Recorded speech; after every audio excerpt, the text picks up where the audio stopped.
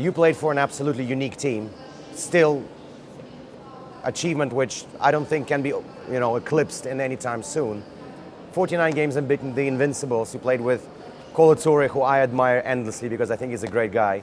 Now we have a unique team of sorts on our hands as well. Manchester City won 4 cups, domestic treble for the first time in history. In your mind, what do you think is harder? Go 49 games unbeaten back then, or winning 4 trophies in one season domestically? If you count in I call it the Charity Shield as a cup, it's a charity game. It's an important charity game, and it's at Wembley. But come on, I think winning the domestic treble, I think is achievable again. 49 games unbeaten over a season and a half. It's a pretty. We broke Nottingham Forest record 42 games, but that was over 2 seasons. Who knows? I think now it's really difficult. I think back then it was difficult because it's all relative. It's all relative. You need a good team, but then you need that right chemistry. But then also you need a little bit of rubber to green, bit of Donald Duck luck. But you need to make your own luck and have the right team and the right moment. These things happen in moments. You can't explain sometimes. You can create the team, but sometimes you can't explain. Sometimes you need that little bit of, people say you work hard, you become luckier. But it was a moment in time, that special moment in time, that not everyone can participate. And I was lucky to be in the middle of it. So when your incredible unbeaten run fell, as far as I remember, it was against Manchester United. Yes. What was the feeling in the dressing room? That's enough, right, guys? We've done 49 already. I mean, come on. Or did you really want to get to that 50? Because 50 is a good number. Yeah, 50 is a good number. Yeah, for sure, 50 is a good number. But I think if we had technology, I don't think we would lose the game.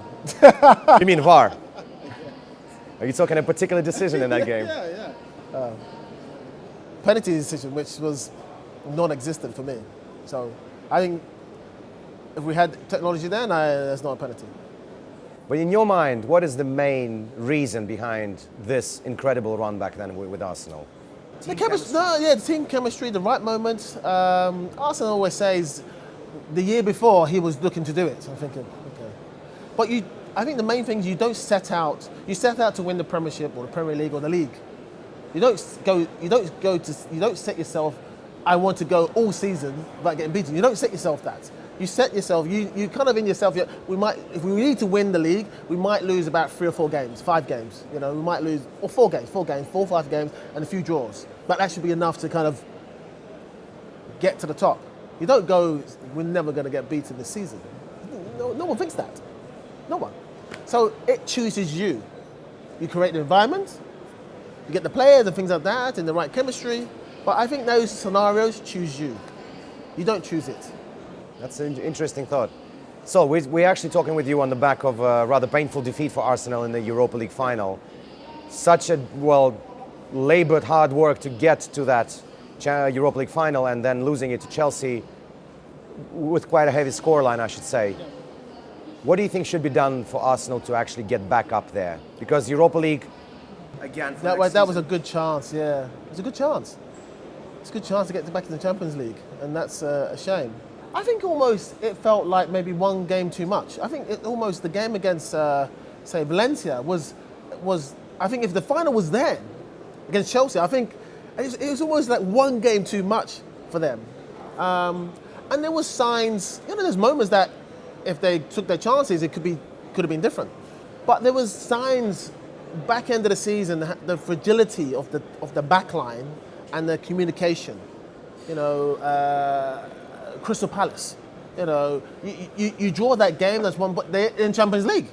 When you look at it, and that's what they got to start thinking that, hey, if we'd have got something out of that game, we're in the Champions League now.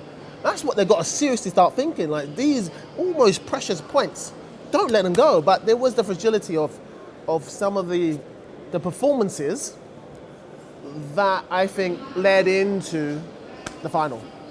It needed to be a little bit of stronger finish, I felt, because then internally as a player, you feel stronger. Like, we finished the season really strong. We got into the Champions League by right. We feel strong for the final, mentally, physically. Even though you've played a lot of games, it will carry you through. I think the back end of the last 5 games was a big problem. And it's very hard to play that way and then all of a sudden you want to finish on a high in the final. It's not turn on the tap, turn on, turn off. It doesn't work like that. You need to build up to those type of finals. And unless you're a special player, you can kind of dig it out. But I think the players there now, I think they need to have that continuity of good games, solid games, and boom, final. And it wasn't there. Do you think Emery will pick himself up? Of course, yeah, because he was, for the first season, he'll say, look, I got to the final, I just missed out in Champions League. People were saying he was going to come mid-table. It's a fantastic season. Now he has to build on that. And I think he will. So basically all the fans, all the Arsenal fans, going from big doubts about him, then sort of going up, then going down, then go to the final again behind the manager, now somewhere lost again in their relation to the manager. You think they should be calm and let him build the team? He's only one season in, like full season in. This is not a long-term project, but he's a manager that he's done enough to give him, another year, couple of years to see what he can do. The players he has, some need to go, some need to stay. That scenario going on. I know every club's got that scenario as well, but there are some situations that some players have gone, which should have stayed. That's gone on as well. That's the political level, but then that affects the pitch level. But he's deserved enough to look, go to a final, just missed out. Let's see what happens next year. Is Ramsey a big loss for the team? He's a great guy, fantastic player. Yeah, of course he is. Free as well, right? Yeah. It's hard because he's a great servant. He's a fantastic player. Juventus has got a really, once he gets his head around Italy, he'll be really good. Juventus are very clever how they pick pick their players, and it'd be a loss because he's a quality player, and he knows the Arsenal way, and he's got the grit, he's got the quality, and he knows the club, and it's hard for to kind of lose him, but it's what's going on at the moment.